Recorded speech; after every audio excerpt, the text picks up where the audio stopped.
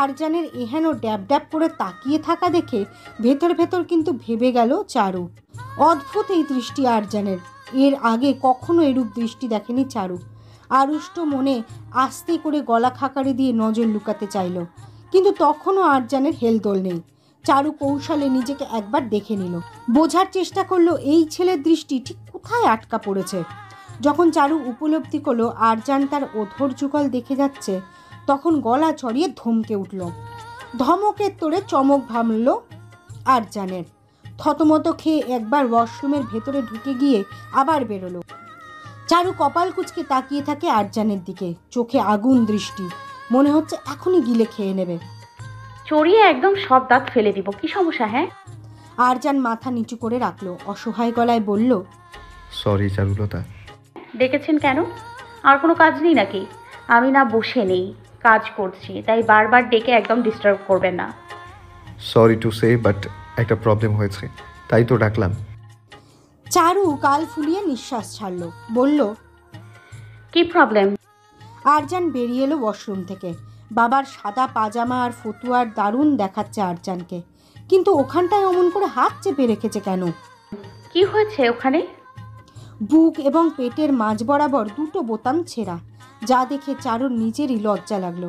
ইস, ছেঁড়া ফতুয়াটাই পরতে দিল ছেলেটাকে। চারু আর কিছু বলল না, পাশের ঘর থেকে সুতো নিয়ে এসে ধরিয়ে দিল আরজানের হাতে, বলল, সেলাই করে নিন, এক্সট্রা কিছু নেই যা পরতে দিব।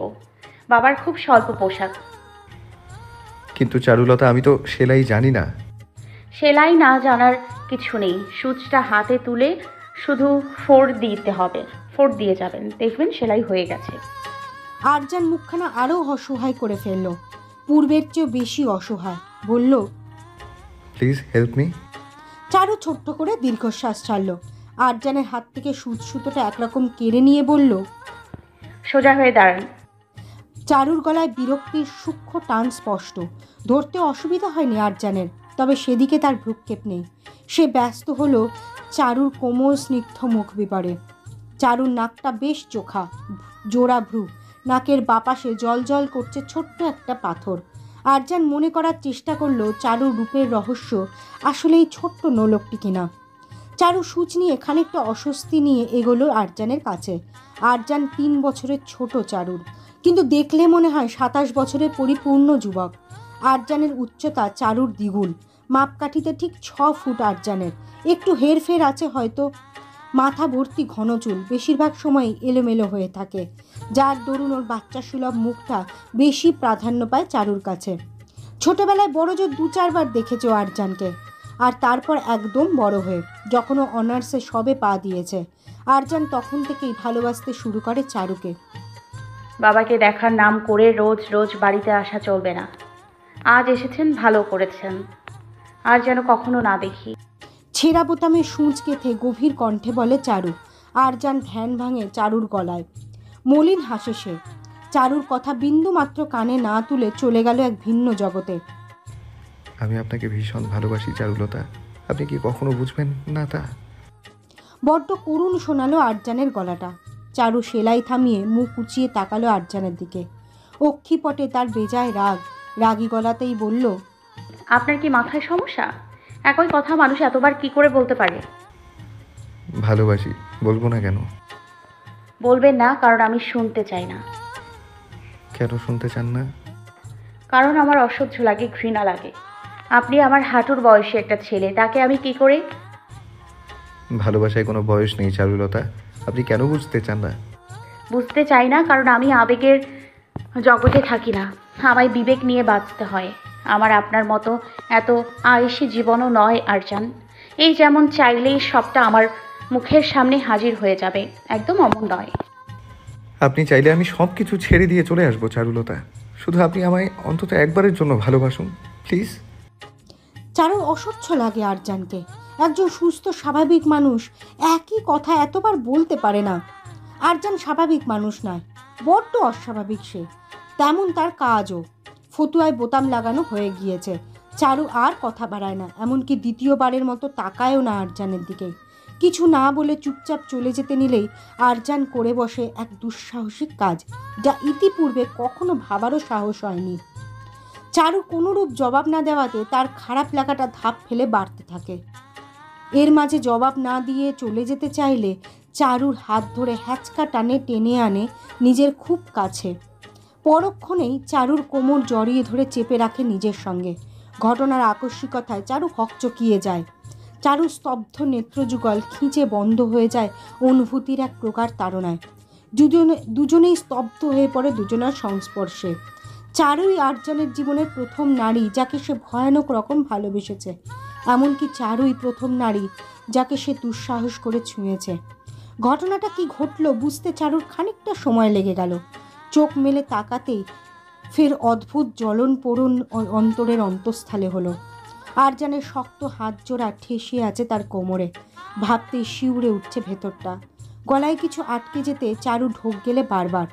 আরজান দৃঢ় দাবি জানিয়ে বলে উঠল, আমায় কেন এত পড়াচ্ছেন চারুলতা? আমি কি এতটাই খারাপ? আমাকে কি সত্যি ভালোবাসা যায় না? চারুর জ্বলন্ত দৃষ্টিখানা নিক্ষেপ করে আরজানের পানে। তেতে উঠে বলল, আপনি কি সত্যি পাগল? ছাড়ুন আমায়, বাবা যদি এক্ষুনি এসে পড়ে। ছি ছি। আর চারু আর ভাবতে পারল না। আরজান এক অদ্ভুত দৃষ্টি মেলে তাকিয়ে আছে চারুর অগ্নিমূর্তি রূপের দিকে। কি ভয়ানক সুন্দর লাগছে তার চারুলতাকে। ইচ্ছে করছে সারা জীবন ঠিক এমনি করে কাটিয়ে দিতে। চারু আরজানকে ঠেলেও সরাতে পারল না নিজের থেকে। বড় কায়দা করে ধরেছে আরজান। কি খায় ছেলেটা, এত শক্তি দুহাতে? আমি আপনার অভাবে মৃত প্রায় শ্যামলিনী। আমায় একটাবার ভালোবাসা যায় না? ঠাস করে এক প্রকাণ্ড শব্দ হলো। চারু আরজানের বুকে সজোরে ধাক্কা দিয়ে তাকে দূরে সরিয়ে দিতেই সেদিনের মতো চড় বসালো। আরজান নিস্তব্ধ হয়ে গেল। তার মুখে আর রাগ কাটল না। মাথাটা নিচু করে রেখে গালে হাত চাপালো। চারুর আগে ফুঁসতে ফুঁসতে বিস্ফারিত কণ্ঠে বলল, আর যদি কখনো ভুল করেও আমাকে ছোঁয়ার চেষ্টা করেছেন, তো আমার চেয়ে খারাপ আর কেউ হবে না আরজান। বলেই হনহন করে চলে গেল চারু। আরজান আহত দৃষ্টিতে তাকালো চারুর যাওয়ার পানে। আহত মনেই আওড়ালো, আমি আপনাকে খারাপ ইন্টেনশনে ছুঁইনি চারুলতা। আপনি আমায় ভুল বুঝছেন। চারুর রান্না শেষ হলো সবে। রান্না শেষ হতেই খাবার নিয়ে চলে এলো বাবার ঘরে। তবে কেবল তার জন্যই এনেছে খাবার, আরজানের জন্য আনেনি।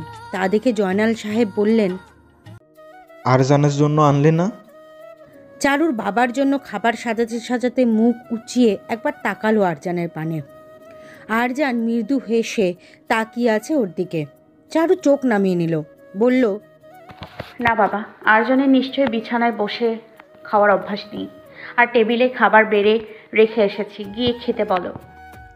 সে কি, খাওয়ার অভ্যাস নেই তো কি হয়েছে? একটা দিন ঠিক খেয়ে নিত আমার সাথে। কোনো প্রয়োজন নেই। আজিজ সাহেবের বড় আদরের পুত্র কিনা, একটু অযত্ন হলে পরে আমার নামে কেস ঠুকে না দেয়। চারু যে তাকে ঠেস মেরে কথা শোনাচ্ছে বুঝতে অসুবিধা হলো না আরজানের। বরং সে চারুর এসব কথায় আরও মজা পেতে লাগলো। চারুর শাসানি গলা, রাগী মুখ এবং কেয়ারিং আচরণ আরজানের ভীষণ পছন্দের। এখন একটা নতুন মুখের উদ্ভাবন হলো, আর তা হলো ঠেস মেরে কথা বলা। জয়নাল সাহেব বুঝতে পারলেন আরজানের এখানে আসাটা চারুর মোটেই ভালো লাগেনি। তবুও কত যত্ন করে খাবার বেড়ে রেখে এসেছে আরজানের জন্য। শত হোক, আরজান তো আজিজ সাহেবেরই ছেলে, এক পাষণ্ডের সন্তান, যাকে চারু সবচেয়ে বেশি ঘৃণা করে এই গোটা দুনিয়াতে। তিনি আর কিছু ভাবতে পারলেন না। একটু ভাবলেই বুকের ভেতর কেমন মরণ যন্ত্রণা শুরু হতে থাকে। তা বেশ করেছিস। আরজান বাবা, তুমি যাও, খাবারটা খেয়ে নাও। তোমায় আমি বলেছিলাম না, আমার চারুর হাতের রান্না যেন অমৃত। আজ খেয়ে দেখো। আরজান আর চোখে একবার তাকালো চারুর পানে। ঠোঁট প্রসারিত করে হেসে মাথা দুলালো জয়নাল সাহেবের উদ্দেশ্যে। মুখে কথা আওড়ালো না, চুপচাপ উঠে গেল পাশের ঘরে। চারুদের ঘরে কোনো ডাইনিং টেবিল নেই। টেবিল যেটা আছে সেটা চারুর পড়ার জন্য। বাবা মেয়ের ছোট্ট সংসারে এমন অনেক কিছুই বাড়তি বলে মনে হয় চারুর, তাই আর সময় বা ইচ্ছে করেই কেনা হয় না। আরজান এসে বসলো টেবিলে।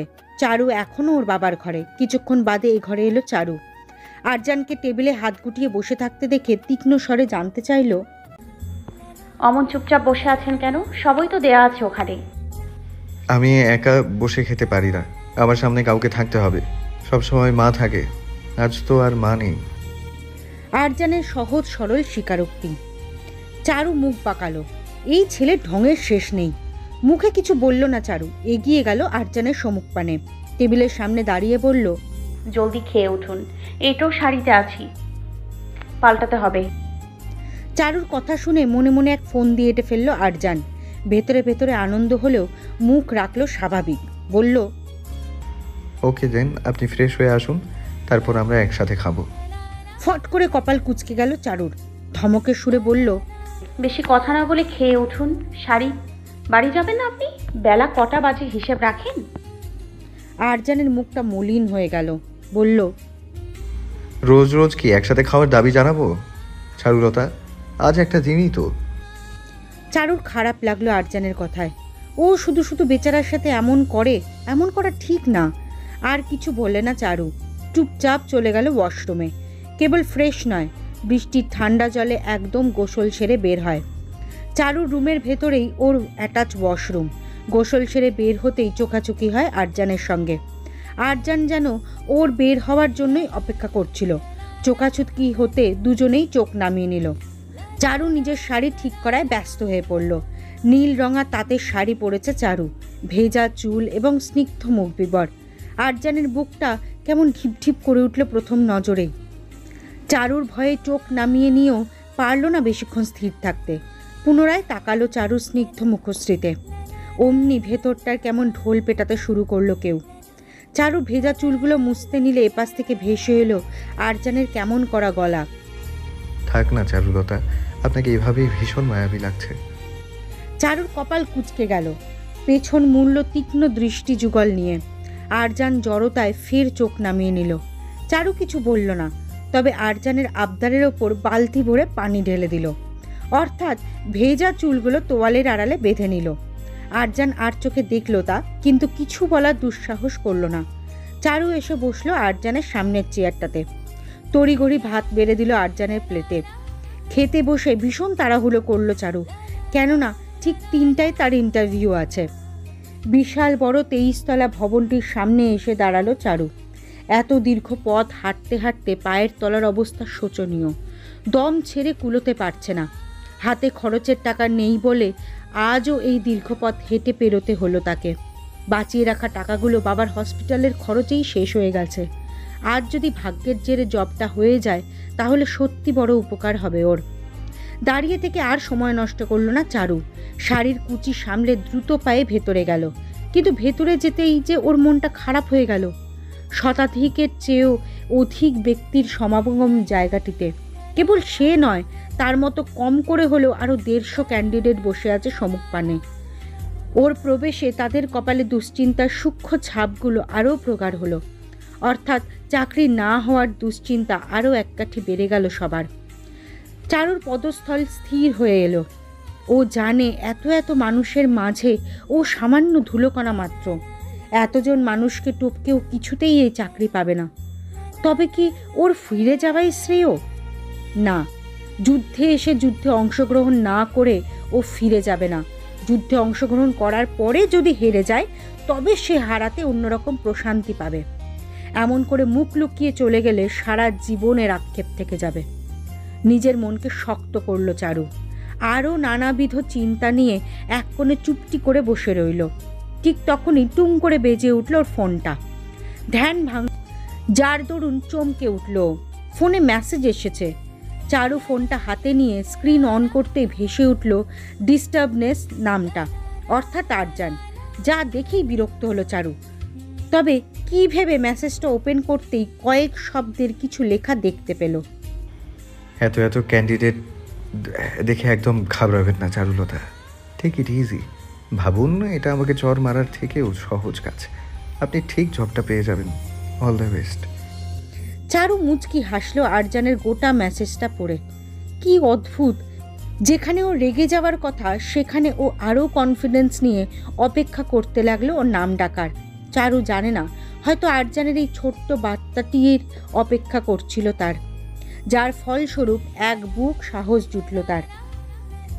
ঘন্টা দুয়েক চলে গেল অপেক্ষা করে। অবশেষে মাত্র 5 জন ক্যান্ডিডেটের মাঝে পালা এলো চারুর। আচমকা কেউ গলা উঁচিয়ে রুবিদা চারু আছেন বলে চেঁচিয়ে ওঠাতে হড়বড়িয়ে দাঁড়ালো চারু। এতক্ষণ যাবত অপেক্ষা করতে করতে ক্লান্তিতে চোখ লেগে এসেছিল ওর। আকস্মিক বেশ ভরকালেও দ্রুত পায়ে ছুটল লোকটার পিছু পিছু। দরজার সামনে দাঁড়িয়ে may I come in sir বলে অনুমতি চাইতেই ভেতর থেকে 2 জন মধ্যবয়স্ক লোক উৎসাহিত কণ্ঠে আমন্ত্রণ জানালো চারুকে। চারু বিনা দ্বিধায় এবং বিনা ভয়ে ভেতরে প্রবেশ করলো। 3 জন লোকের সম্মুখে বসলো চারু, 2 জন মধ্যবয়স্ক এবং একজন বেশ ইয়াং কিসামের। চারু একবারেই দেখে সকলকে, দ্বিতীয়বার আর দেখবে বলে তাকায় না কারোর পানে। আত্মবিশ্বাসের সহিত তাদের প্রত্যেকটি জটিল প্রশ্নকে বেশ সাজিয়ে গুছিয়ে জবাব দেয় চারু।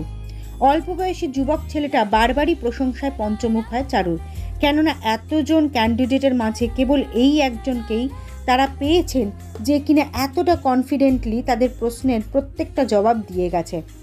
চারুর এতটা আত্মবিশ্বাসের পেছনে কেবল আরজানের পাঠানো ওই ছোট্ট মেসেজটাই হয়তো যথেষ্ট ছিল, নয়তো আজ চারুর মুখ থেকে একটা কথাও বেরোতো না।